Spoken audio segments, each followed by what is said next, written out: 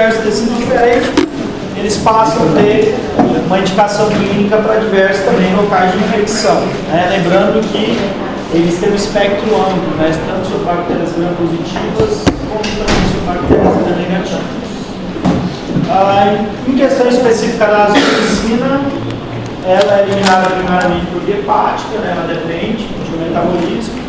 Somente pequena quantidade é encontrada na urina. Não são conhecidos metabólicos ativos porque só realmente a estrutura íntegra dela tem atividade farmacológica, um pouquinho diferente da claritromicina. A claritromicina já é metabolizada, mas aproximadamente metade da dose administrada é excretada por via renal, na forma inaterada ou em seu metabólico. E ela é removida eficientemente por diálise. Na ASE e a azitromicina e a claritromicina, elas têm boa eliminação por diálise. Já a eritromicina não. A eritromicina, ela não tem uma boa excreção através de diálise. E também a eritromicina, a via dela melhor de excreção é a via fecal, como mostra aqui no slide. Ela concentra no fígado, ela pode ser parcialmente inativada, principalmente pelo metabolismo que nós chamamos de fase 1. Ela é excretada na sua forma ativa, através da bile, e encontra-se em alguns níveis nas fezes, porque é a principal via de excreção. Como eu tinha colocado, ela não é removida por diálise e é encontrada no leite materno e tem a capacidade também de atravessar a barreira hematoencefálica, ou placentária, mas ela não tem característica teratogênica. É por isso que, na verdade, a gente não vai avaliar a indicação clínica, hoje a gente usa menos a eritromicina, justamente por ela ter hoje uma maior grau de toxicidade, causa maior desconforto gástrico, uma meia-vida menor. Então ela tem muitas desvantagens frente aos demais fármacos do grupo, no caso a claritromicina e a azitromicina. Então, essas desvantagens acabam fazendo com que ela tenha menos utilização. Okay? Então, hoje a gente acaba utilizando mais claritromicina e a eritromicina. Como eu tinha também colocado lá no início, os macrolídeos, eles são uma excelente opção quando a gente pensa em tratar pacientes com alergia a penicilinas, então eles passam a ser uma excelente opção. Então, pacientes que têm alergia à penicilina, basicamente a primeira classe que a gente sempre pensa na substituição são os macrolídeos, ok? E dentro dessas condições, a gente tem algumas indicações para alguns grupos de micro-organismos que a gente pode utilizar. Estréptos, alguns estáfilos, principalmente causadores de infecções de região de orofaringe, também infecções relacionadas à pneumonia comunitária, endocardites, febre reumática e assim por diante. Okay? E também pode ser uma alternativa, não que é a primeira escolha, uma alternativa para tratamento de treponema, tratamento de treponema no caso da sífilis. É uma alternativa, não quer dizer que é a primeira escolha, porque a primeira escolha é uma penicilina natural, no caso a benzilpenicilina. Em relação às bactérias atípicas, ou as micobactérias, nós temos ali principalmente questão da clamídia. A clamídia, a primeira escolha de tratamento de clamídia é a claritromicina. Então, para tratamento de bactéria atípica, a claritromicina ela passa a ser a primeira opção. Então, ela é um medicamento que consegue ter uma boa penetração na célula, alcança uma concentração grande no interior da célula, e essa alta concentração do medicamento no meio intracelular faz com que ele tenha uma boa eficácia sobre a infecção, principalmente de clamídia. Então, quando a gente fala em infecções por clamídia, a claritromicina macrolídeo é a primeira escolha em questão de tratamento. Dentro das clamídias, a clamídia trachomatis é a mais comum em relação a causadora de infecções. Okay? Aqui eu coloquei mais algumas informações, pegando as duas de forma geral, mais usadas, a azitromicina e a claritromicina. Algumas indicações a gente praticamente não usa, um exemplo ali para plasmódio, raramente a gente vê qualquer utilização de macrolídeo para plasmódio, não é comum tá? Mas os demais sim, tranquilo. Exemplo, H. pylori, nós já tínhamos conversado, né? As penicilinas junto com macrolídeos é a combinação ideal, hoje mais utilizada, né, na prática terapêutica para tratamento e erradicação da H. pylori, que é a bactéria que está condicionada ali à questão da gastrite. Então, vem já no tratamento padronizado, com a aritromicina mais, no caso, a amoxicilina. E também algumas outras infecções, principalmente pacientes, né, a ideia é tipo, né, alguns outros micro-organismos, nós temos ali as duas opções. Né? Como eu falei, em relação à malária, dificilmente, né? Plasmódio, além dos famosos quininos que a gente utiliza há muito tempo, hoje nós temos outras alternativas que podem, então é só mesmo literal, na prática a gente basicamente quase não utiliza. E a eritro, como eu falei, a eritro já foi muito usada, né? É um fármaco até na pediatria mesmo, medicamento muito usado. Ela vem, além de vir comprimido, ela vem em suspensão. Então, o medicamento, como a azitromicina, ela vem comprimido, vem em suspensão, ela dá essas alternativas. A claritromicina não, ela vem mais só mesmo ou comprimido ou parenteral. Mas a eritromicina era muito usada, tanto pediatria como adulto. Hoje a gente não vê muito mais prescrição, até para algumas condições bem específicas, tratamento de acne, era muito usada a eritromicina para tratar acne, eritromicina, tetraciclina, hoje nem tanto mais, né? A azitromicina ainda é usada para tratar acne grau 2, porque a acne tem diversos estágios, né? E no estágio grau 2 que a gente chama, normalmente grau 2 até grau 3, né? Ainda se utiliza antibiótico terapia. E dentro da antibioterapia, a azitromicina é uma opção, a eritro nem tanto mais, né? Não é muito mais utilizada. Essa forma de suspensão que o senhor diz é gota? É líquido, aquele que normalmente ou vem um pó liofilizado que se reconstitui com água, ou já vem preparado. Mas é parenteral. É quase como se fosse um xarope. Oral. Parenteral, a administração parenteral normalmente são soluções, tá? Não suspensões. Suspensão é uma forma farmacêutica heterogênea, ela tem duas fases, né? Normalmente é um pó que não consegue se misturar muito bem com água, por isso toda vez você tem que agitar. E aí essas soluções heterogênicas, fazer endovenosa com rola, não dá. E ou você faz depósito intramuscular ou tem que ser por via oral, tá? Para ser endovenoso tem que ser uma solução, tem que ser homogênea, tem que ter estabilidade por causa do plasma, né? Então imagina você colocar algo que não se solubiliza ali, como é que ele vai ser distribuído. Então tudo isso, farmacêutico na indústria tem que bater cabeça, certo? Para pensar sobre tudo isso aí. Questão dos efeitos colaterais. Os efeitos colaterais dos macrolídeos, por mais que tenha muita informação aí, o mais comum é questão gástrica. Muitos pacientes não toleram macrolídeos por via oral, não toleram mesmo. Diarreia, vômito, né? Principalmente em altas concentrações. Exemplo, a azitromicina para um adulto, normalmente a gente começa com 500 miligramas. 1 grama de ácido. Aí ela sobe até 1 grama, né, comprimido. Então, dose de 1 grama de azitromicina, normalmente o paciente vai reclamar de desconforto gástrico. Tem muito tratamento, né, professor? Oi? Tem muito tratamento, né? Tem, principalmente a asa a gente faz muita dose de ataque, né? Você começa com 1 grama e depois diminui para 500. Então essa dose de ataque o cara vai sentir muito desconforto.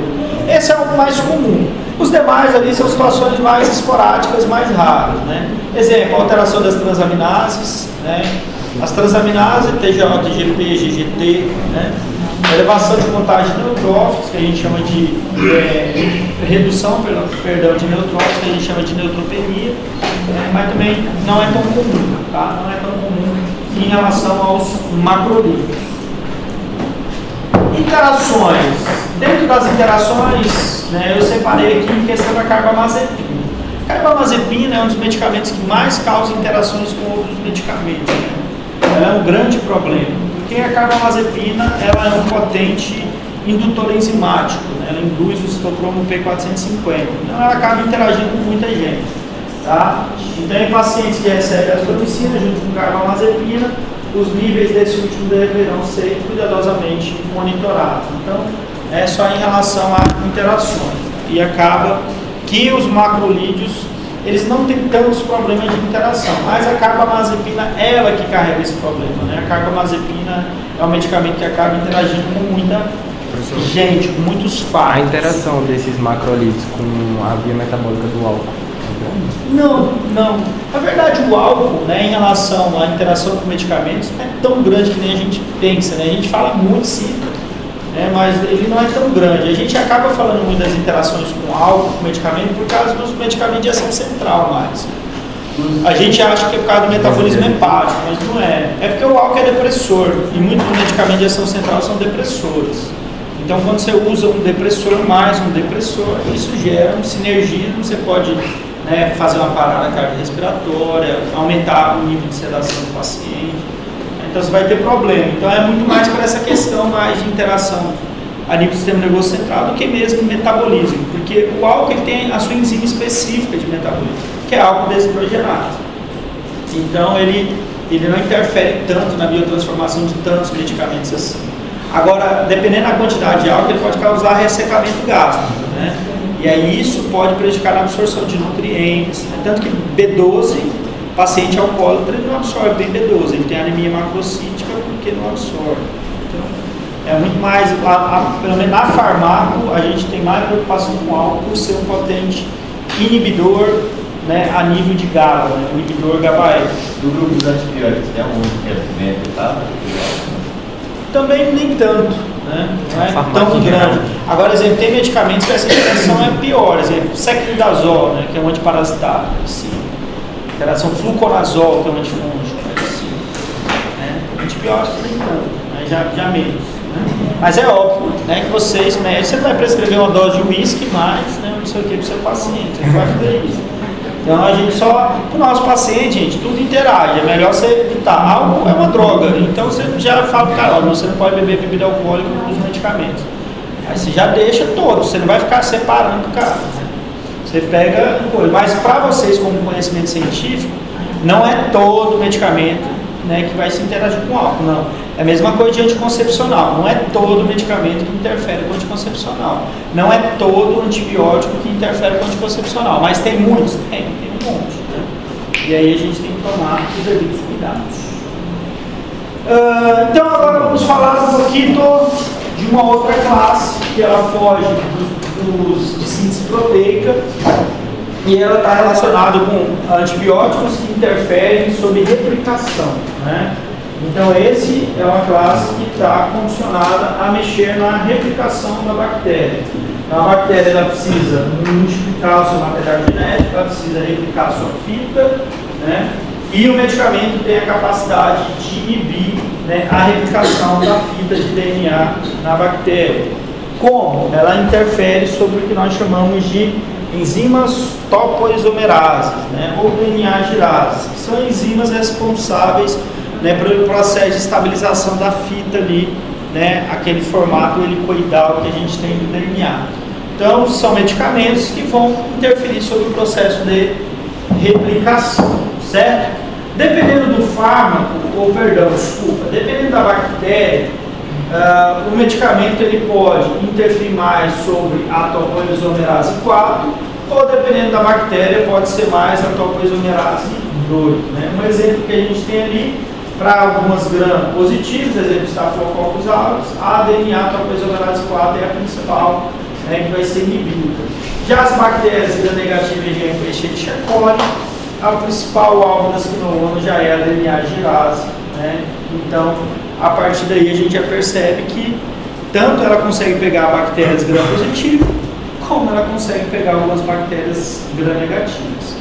E de forma clássica, as quinolonas, elas tendem a receber o conceito de serem bactericidas, certo?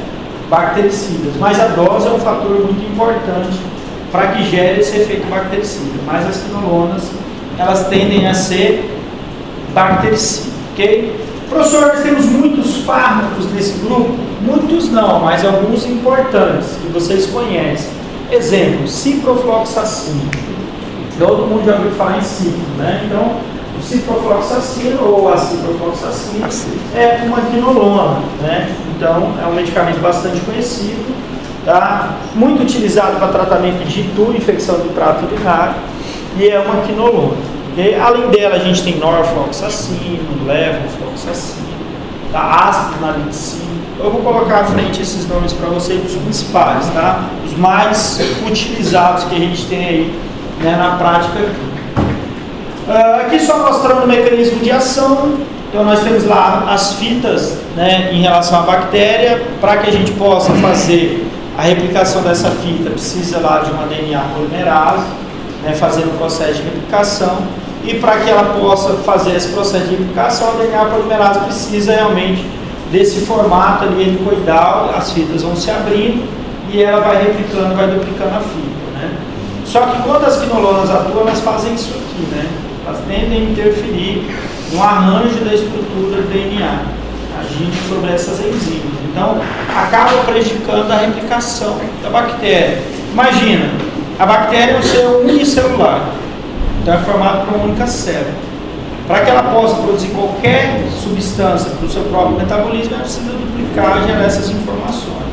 Para ela se dividir, fazer similaridade ou bipartição, multiplicar da mesma forma. Ela precisa replicar todo o seu conteúdo, o seu material genético também. Então, o medicamento ele consegue dividir, né, essas fases, justamente por isso. E ele consegue gerar essa ação bactericida. Aqui eu trouxe para dar exemplo para vocês alguns medicamentos do grupo, né? Alguns medicamentos relacionados. Ciprofloxacino, que eu falei, que é o mais comentado, mais comum, né? O medicamento mais conhecido da classe. Erroneamente é utilizado de forma indiscriminada para infecção urinária. Ciprofloxacino não é a primeira escolha para tratar infecção urinária comunitária, não recorrente, não refratária, não é a primeira escolha. Nem mielonefrite, glomerulonefrite, não é a primeira escolha. Né? Então a gente tem que entender que existem outros fármacos, né, que a gente tem, que normalmente são escolhas primárias antes das quinolonas. Por quê? Por causa dos efeitos colaterais, né, das reações adversas que as quinolonas trazem. Então, exemplo, eu tenho penicilinas para utilizar, eu tenho cefalosporinas que eu posso utilizar. Então eu tenho outras classes, né, que são primárias, né, que eu posso utilizar como primeira escolha frente às quinolonas. O metronidazol entra em quê? O metronidazol ele é tanto antibacteriano como antiparasitário. Tem as duas funções. Tem medicamentos que têm duas funções, três. Nitoxamida, já ouviu falar na Anitta? Não é Anitta cantora não, é Anitta medicamento. Já ouviu falar na Anitta? Já? Ele é antiparasitário, ele é antibacteriano e ele é antiviral. Por exemplo, rotavírus, ele elimina rotavírus. É um medicamento que tem. Ele realmente é classicamente um antimicrobiano de forma geral mesmo. Ele pega vários tipos de microbianos diferentes, vírus, bactérias.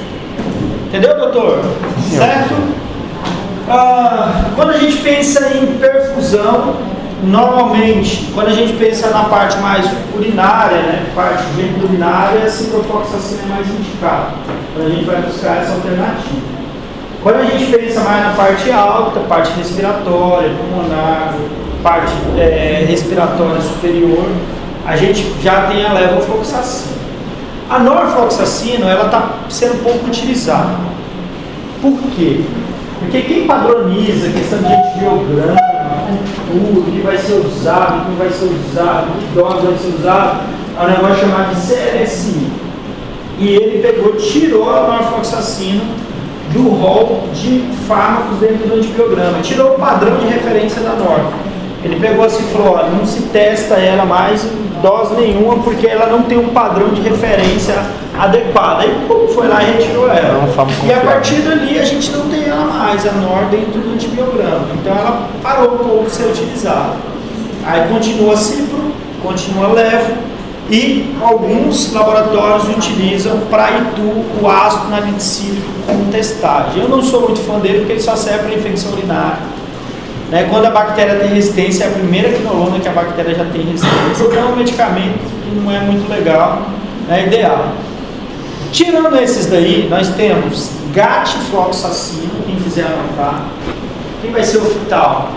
O Fital utiliza muito gatifloxacino colírio. Monofloxacino também, colírio, né, a gente tem. Como essa aí? Gatifloxacino e monofloxacino. São duas quinolonas e que são mais utilizadas para a questão oftálmica. Em colírios, em pomadas oftálmicas. Só eles não, sim. Um dos colírios mais conhecidos é a base de ciprofloxacina, que é o Siloxan ou Silodex, né? O laboratório é um colírio muito conhecido. E ele é a base de ciprofloxacina. Ok? Certo, doutor Tadeu? Professor, uma dúvida que foge um pouquinho. Por que alguns fármacos eles só são apresentados em vias de administração específico? Por exemplo, acho que é ceftriaxona, né? Que ela é só intramuscular. Por que não, por exemplo, um via oral dela? O que impede? Solubilidade. Principal situação, solubilidade ou aquele determinado tecido, por algum motivo inativo, não dá estabilidade, o medicamento na sua forma ainda. No caso da ceftriaxona é solubilidade, né? Ela é um medicamento que não tem boa perfusão, né, em relação à questão oral, então normalmente inviabiliza. Por exemplo, tudo que a gente queria era ter uma insulina oral. Não é verdade? Imagina o nosso paciente diabético todo dia tomando um comprimidinho de insulina. Não seria lindo? Né? O cara, isso é legal, não, a gente ama ficar com a verdade todo dia. Não. Então a gente queria, mas tem estabilidade? Não tem, infelizmente. Quer dizer, eu consigo dar um comprimido de morfina para o meu paciente? Não tem, morfina não tem boa absorção oral. Aí eu tenho que transformar a morfina em codeína, o cara toma codeína, o fígado dele transforma em morfina, não é assim? Então, muitas coisas a gente consegue ter um profármaco, outros não conseguem. E o profármaco é justamente para isso. Por isso que hoje, a maioria dos medicamentos que vocês usam são profármacos e não são fármacos, e ninguém sabe. Por exemplo, se a gente pegar lá, a gente vai falar disso esse bimestre ainda, né? Os medicamentos cardiovasculares. Quando a gente pega os IECAs, os inibidores da enzima conversor de angiotensina, lá do captopril da vida, só o captopril basicamente é fármaco, o resto é tudo profármaco, enalapril é fármaco, ramipril é fármaco, lisinopril, aí você pega um monte de profármaco, tudo é profármaco. Então a maioria dos medicamentos hoje são profármacos, justamente para melhorar o que você falou, melhorar às vezes uma via de administração que não dá para usar, agora consegue, uma estabilidade que não tinha, agora tem, né? Um grau de perfusão, uma melhor seletividade, e a gente consegue ajustar como profármaco.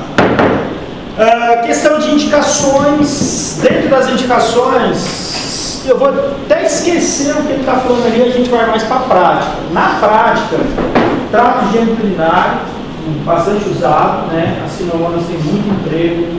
DSTs, uma segunda escolha para tratamento de gonococo, gonorreia, ciprofloxacina é usado. Parte oftalmológica, né? Então também as quinolonas têm um bom emprego.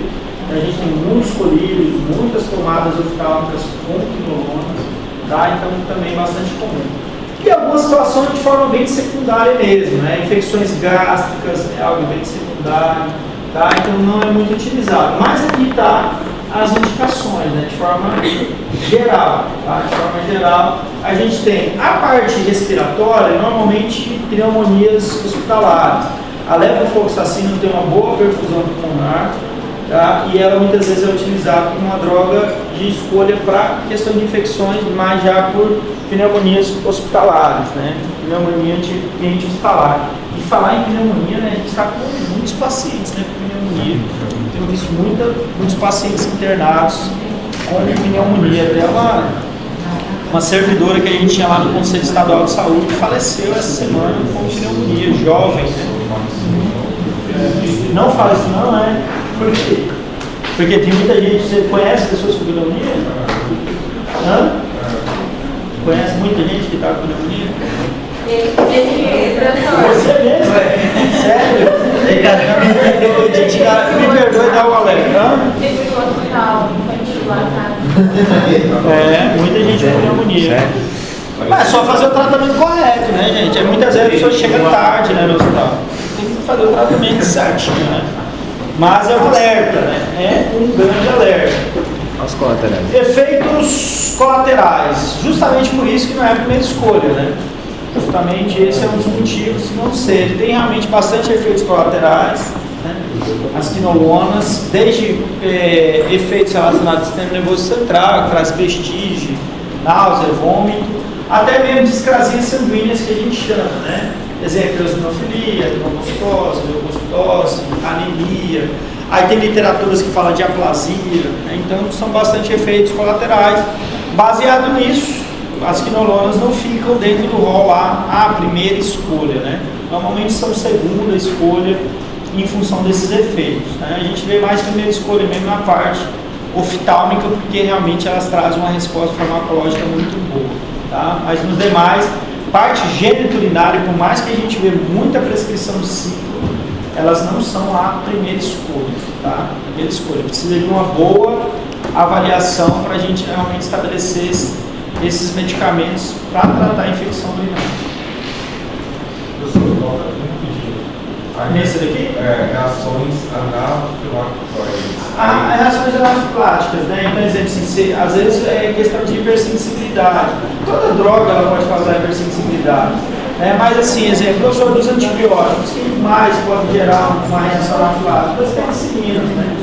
Não é muito comum de quinolona, não. Mas ele fala para suspender o tratamento imediatamente, né? Só com relação a essas reações. Isso, reação anafilática você tem que suspender, né?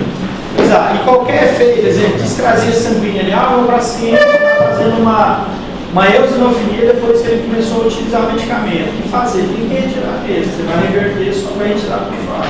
Não tem como correr, não. Enquanto tiver com o medicamento, ele vai ficar gerando esse efeito. Tá? Questão de interações, teofilina. Teofilina é um fármaco para a parte respiratória, né? Pacientes que têm problemas respiratórios, com a presença de quinolonas, pode elevar em relação às concentrações e efeito. Ciclosporina aumenta os valores da creatinina, então tem que monitorar se tiver combinação creatinina.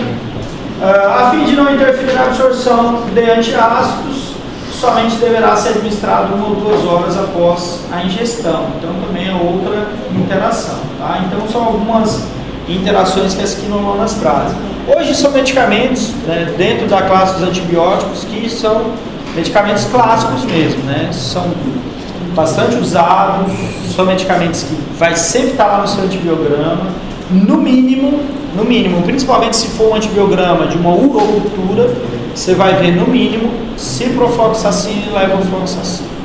Esses dois vão estar lá inseridos como opção de tratamento, tá? Opção de tratamento, no mínimo cipro e levo, ok? Lembrando, gente, ó, isso aí é uma dica para vocês de exames, né?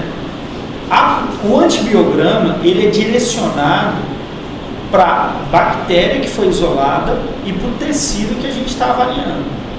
Eu não vou colocar uma cultura em um antibiograma de um medicamento, exemplo, para tratar uma meningite, se ele não perfunde as meninges.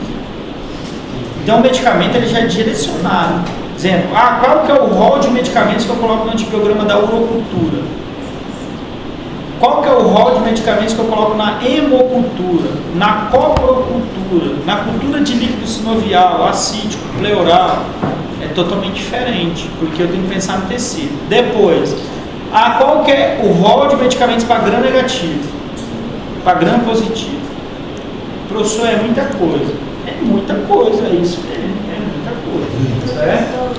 Tá? Então, assim, sempre vai estar separadinho já lá.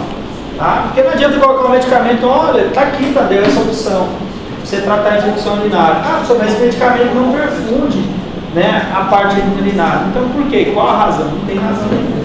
Tá? Das quinolonas, gram negativo e gram positivo, pega os dois. Elas são de amplo espectro. Tá? Tanto gram negativo como gram positivo. Até lá no mecanismo de ação, olha lá no slide, ó. Lá no primeirinho, ó, a gente já mostra isso, ó, mostrando que ela pega bactérias gram-positivas, aí o exemplo que a gente dá de gram-positivo é o aureus, e ela pega gram-negativa e o exemplo de gram-negativo que a gente coloca ali é E. coli, certo? Mas elas têm um espectro não. Tá? Aqui as nossas queridinhas sulfonamidas, né, as famosas sulfas.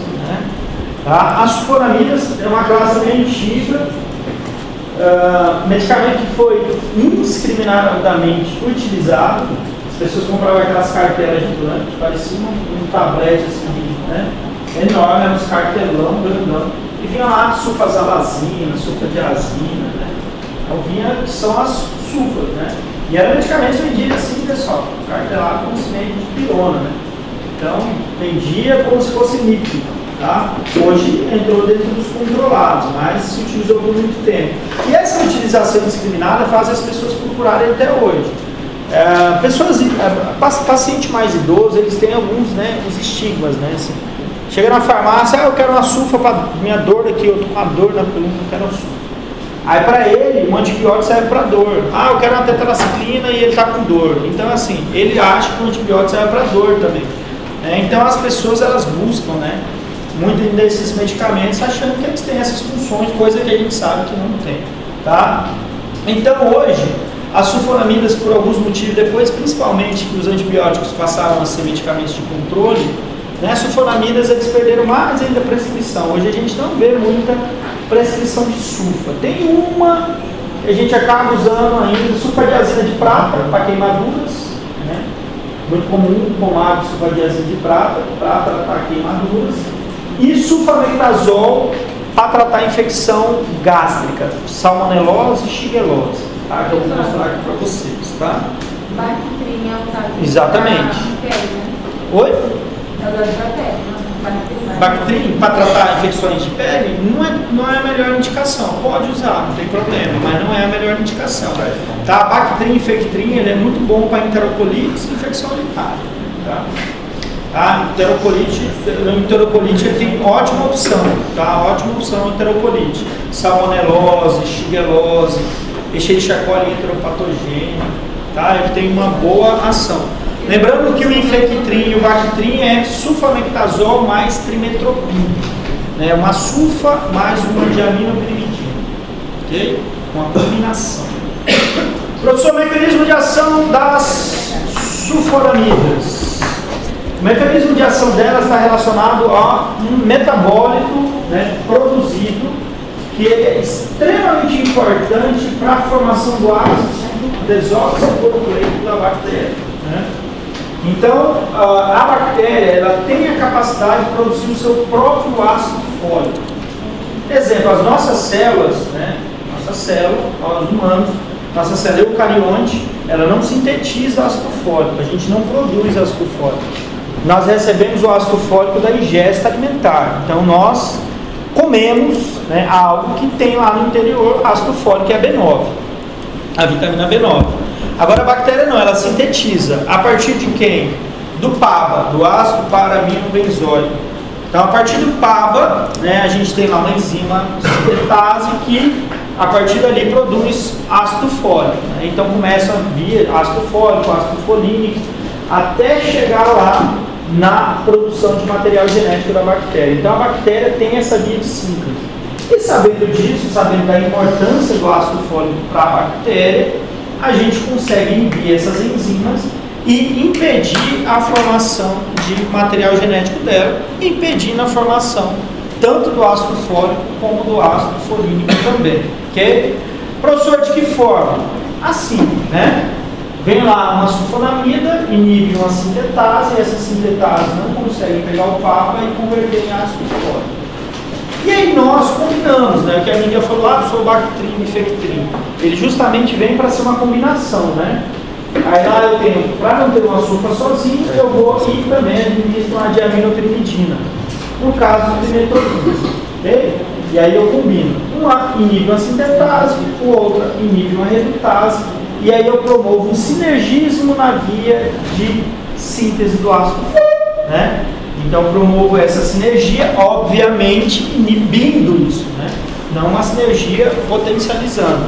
Dois medicamentos que sinergicamente eles conseguem suprimir a síntese de material genético bacteriano. Beleza? Professor, tá? Então são combinações. Uma sulfa e uma diaminopirimidina. A sulfa age aqui na primeira reação, na redutase, exemplo se foi mectazol, e a trimetropin na segunda enzima, na redutase. O senhor gosta de cobrar essas rotas aí? Se eu gosto de cobrar? Gostar não, eu acabo cobrando. Vai cobra? Mas sem gostar não consegue. Gostar, você fala gostar, Você não gosta? eu gosto de um boteco, De um choppzinho, né? churrasco, uma picanha, né, Tadeu? Professor, Agora, se for colocar na prova, eu coloco sem gostar. Então, coitado dos meninos, né? ô professor, vamos fazer um combinado. Vamos Vamos. Você não pode colocar, e a gente também não pode. Aí! Terminou, né? Deu match, né, pessoal? Eu não consegui conversar. Não conseguiu? Vamos voltar. Vamos voltar.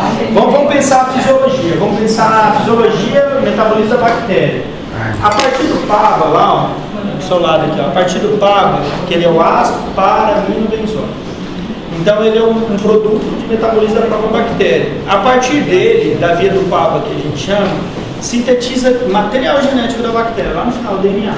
Então eu preciso, a partir desse substrato, através de reações bioquímicas promovidas por algumas enzimas, chegar lá na síntese do DNA. Então, sintetiza esse DNA para quê? Para que a gente possa ver a bactéria se replicar. Quando a gente vai instalar replicação bacteriana, né, aquela questão básica da micro, e a gente divide, duas células elas se dividem, uma célula mãe e duas células filha. Como é que ela consegue se dividir? Porque essa célula mãe, ela duplicou todo o material genético dela, fazendo isso aí. Ela vai duplicando material cromossomal, material plasmidial, chega um momento que ela faz cisparidade, né? Ela divide, e aí eu tenho duas bactérias. Para ela fazer isso, ela tem que estabelecer essa via. Aí, sabendo disso, opa, a via do PABA é uma via importantíssima, vital para a sobrevivência e crescimento bacteriano. Eu vou lá e vou inibir isso. Porque se eu inibir isso na bactéria, eu não prejudico a minha célula humana, porque eu não sintetizo o ácido fólico. O meu ácido fólico tem que ser prejudicado, porque eu vou continuar me alimentando. Agora, ela que não recebe isso de forma nutricional, ela produz isso, eu consigo inibir. Aí, professor, eu vou inibir como? Através de inibição enzimática. Então, um medicamento, a sulfa, inibe uma enzima, que é a sintetase, que começa todo esse processo de formação do DNA bacteriano. Então, aí você pergunta assim, professor, então as sulfonamidas, elas inibem uma via metabólica, sim, a via do ácido fólico, tá ali, certo? É dessa forma que a gente vai. Porque a gente não colocou assim, ó, antibióticos de parede, antibióticos de síntese proteica, de membrana e tudo mais, esse aí não, é uma via condicionada ao metabólico, que é o ácido fólico, não é de parede, nem de membrana, nada disso. Certo, doutor Tadeu? Tá, essa primeira parte, show. Show. E aí embaixo? Aqui, não, aqui só está colocando assim, ó. Tá? Aqui ele colocou lá, preste atenção que lá em cima ele escreveu assim, ó, sintetase. É a mesma coisa, né? Aqui embaixo ele deu um nome de que sintetase é? A de hidrodroperioato. Okay? É o nome da enzima, então coloca lá o nome da enzima. Ali em cima está lá assim, a redutase, aqui em cima ele deu o nome da redutase. Porque você falou que está associado no assunto. Isso, meu amor, olha aqui, ó. A sulfa entra ali, né? Aqui a sulfa entra aqui, nessa enzima. E a diaminopermidina entra nessa enzima na Agora, redutase. Fechou? então sempre vai ser associado a sulfa mais essa. Hoje, sulfametazol, você só encontra sulfametazol. Sulfametazol, você só encontra associado. Para depois você não vir ficar bravo comigo, você achar lá uma sulfazalazina, uma sulfadiazina, aí é outra sulfa. Agora, sulfametazol sempre associado com trimetoprano, né? O famoso infectrin, bactrin. Tem essa combinação. É um medicamento bem comum. O interessante do infectrin, bactrin, ele é um medicamento baratíssimo. É um antibiótico bem acessível, é um antibiótico barato, baixo custo, isso deixou ele muito popular. Tem retenção de receita, professor? Oi? Tem retenção. Todo antibiótico tem retenção de receita hoje. O único antibiótico que não tem retenção de receita é a neomicina. Isso aí foi isso. Então, Vou botar na prova isso aí, professor. Podia perguntar qual antibiótico. Qual antibiótico não tem? Não precisa de receita. N2 também. Eu acho que 2,5. E sua principal apresentação é tópica. já pensou? Aí, ó. Não tem graça, pessoal. Fica muito fácil, não tem emoção. A pergunta não dá emoção na minha. Vocês não querem ter emoção? Vocês querem viver essa emoção. Ali é só uma imagem, pessoal, trazendo Mesma a coisa, mesma né? informação, tá?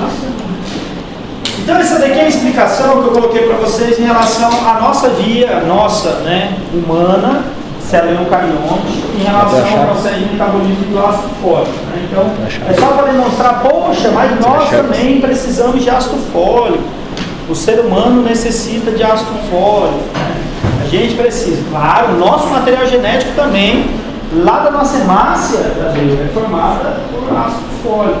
Para a gente ter hematopoiese, a gente precisa de B12 e ácido fólico também. Só que qual é a diferença? Nós não sintetizamos, nós recebemos da ingesta alimentar. A gente precisa suplementar, beleza? Então, por isso que nós não temos problemas com essa classe. Professor, indicações, né? Lembra do nosso roteiro, pelo amor de Deus, não esqueça. O senhor colocou lá no quadro, mecanismo de ação, indicação, efeitos, está na minha cabeça, então está lá guardado, né?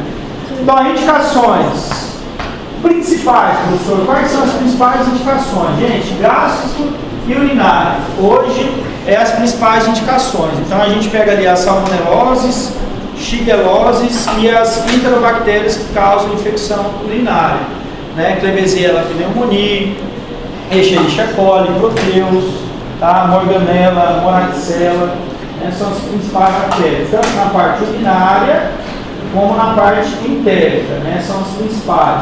Tratar pneumonia, né? Como está ali na indicação, com sulfo mais metoclopramide normalmente não acontece, tá? Pneumonia comunitária, penicilinas, macrolídeos. Né? Pneumonia hospitalar, aí a gente já tem quinolonas, carbapenêmicos, cefalosporina de quarta geração, aí já são outros medicamentos. Efeitos colaterais, tá? Dentro dos efeitos colaterais, né, nós temos lá a questão de fotossensibilidade, erupções cutâneas, questões mais raras, né? A gente tem lá sintomas associados com cefaleia, tontura, anorexia, náuseas, vômitos. Agora sim, a principal questão de interações das sulfonamidas é realmente a nível de distribuição, principalmente em recém-nascido. Utilizar sulfas em recém-nascido é um problema em relação às sulfas, elas têm alta afinidade pela proteína plasmática. E aí eu posso colocar assim na prova, certo? Vamos fazer uma reflexão aqui lá na prova.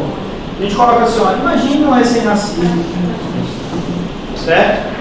10 dias, e ele com hiperbilirubinemia, e ele com hipoalbuminemia. Então ele está com a bilirubina em cima e a albumina lá embaixo. E aí o médico foi prescrever uma sulfonamida para ele.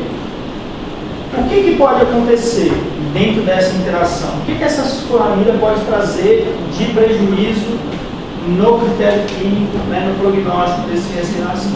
E aí você vai descrever lá para nós, certo? Mostrando que as sulfas competem com os determinados componentes, de exemplo, a própria bilirubina pela distribuição.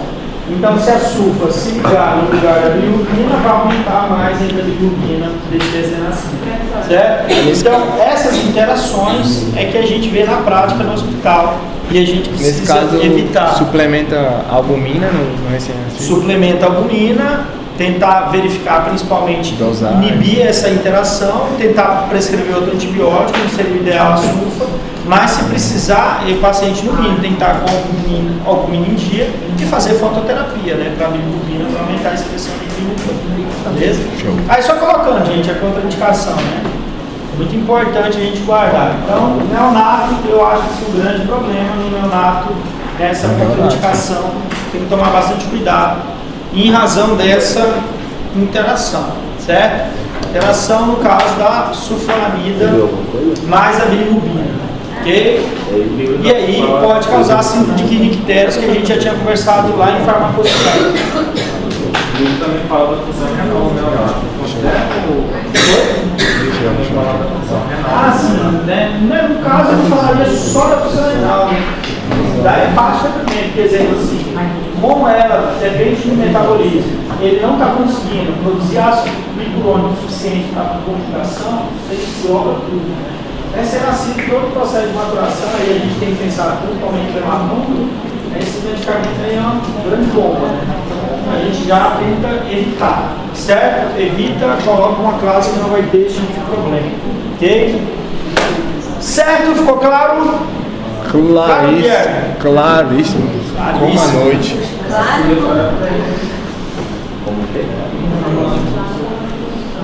Pessoal, aqui é só questão de dose, eu não vou estar cobrando dose de vocês. Só para deixar a informação de prescrição mesmo. Existe um famoso Bactrim, existe um Bactrim chamado Bactrim F. Existe o Infectrin e existe o Infectrin F. O Bactrim e o Bactrim F, Infectrin F, a diferença é a concentração. A concentração de trimetropin, a concentração da sulfa junto. Então é só concentração. Não tem nada a ver com mudança de medicamentos, nada, é só dose. Tá? O Bactrim F ele é o dobro da dose. Né? Ele é como se fosse um medicamento com a dose dobrada. Tá? Então é só isso, nada mais. Aqui colocando em relação ao tratamento de gonorreia, que também pode ser utilizado, tá? Mas normalmente em concentrações maiores, ok? Como o ciprofloxacina que eu tinha colocado lá para vocês, também pode ser utilizado, também é uma opção. Queridas tetraciclinas. Tetraciclina. Gente, a classe das tetraciclinas, hoje a gente não vê muito emprego, tá? Então, assim, não vai ser comum, só quem for para dermatologia aí.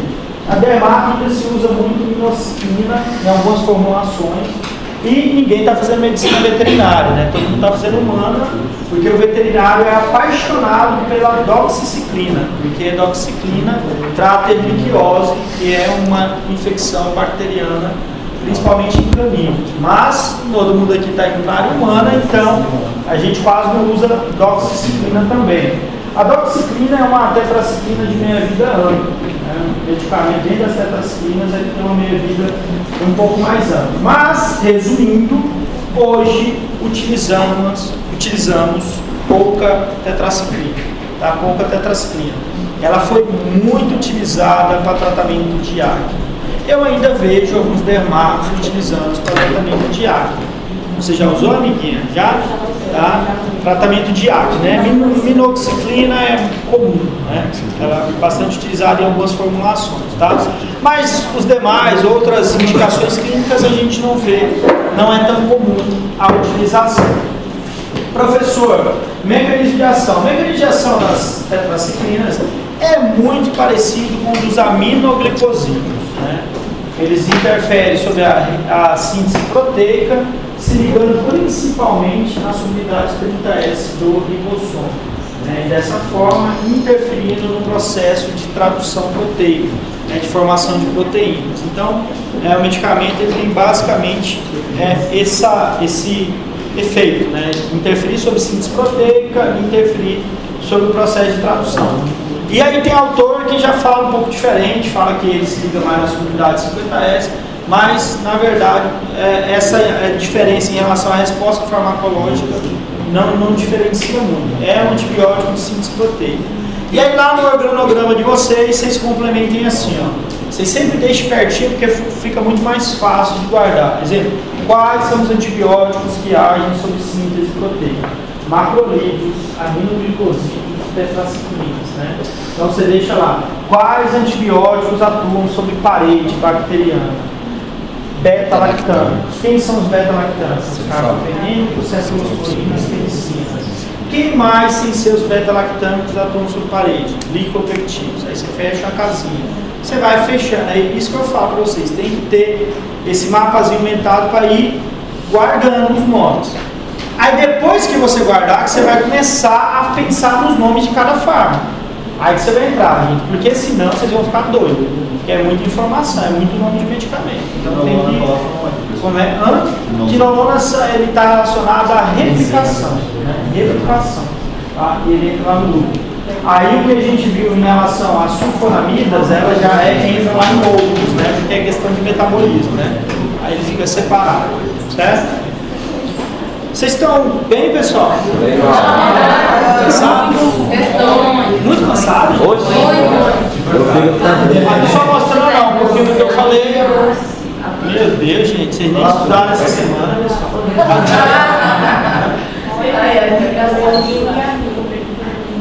Pessoal, aqui relacionado, né, alguns efeitos adversos do medicamento. Funciona melhor quando tomado de estômago vazio, isso é muito importante. Essa informação ela é vital, principalmente vou colocar uma condição aqui, o leite. O leite, ele tira praticamente quase toda a absorção das tetraciclinas, das sulfonamidas também, tá? Estava até esquecendo, isso é muito importante. Gente, leite e tetraciclina é um crime, não absorve quase nada, tá? Nada mesmo, assim. Ele tem um problema enorme, forma quelato, né, a tetracyclina, e ela fica quelatada com algumas gorduras do leite, tá? Então, never.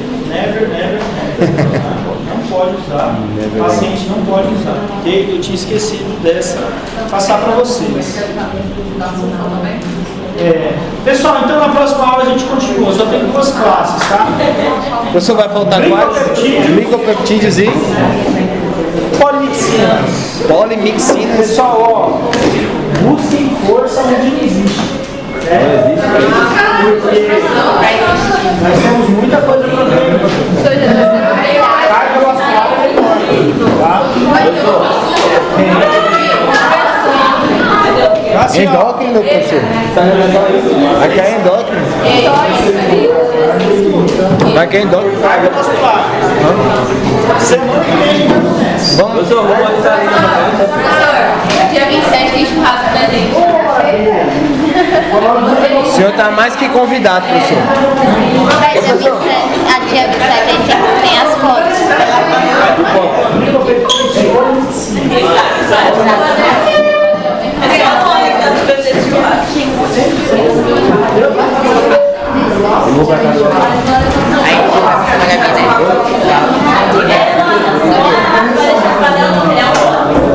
Deve de quê?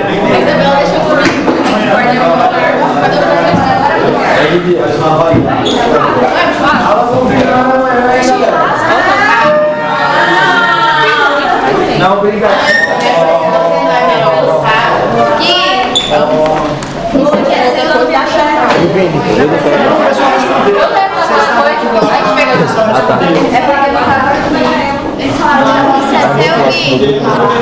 É da Paula.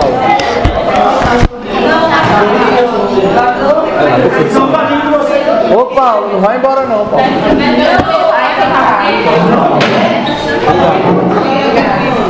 Quem foi que Estava aqui? Foi a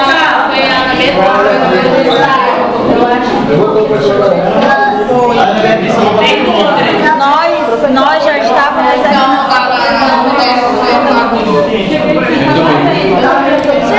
É porque chegaram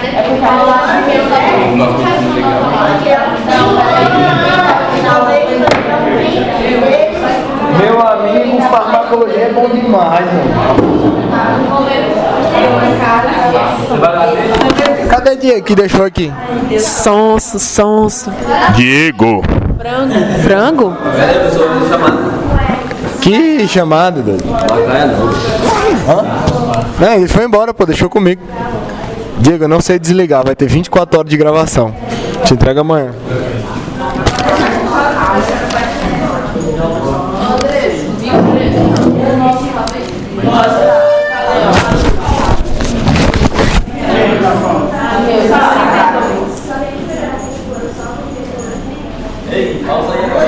Eu não sei como pausa.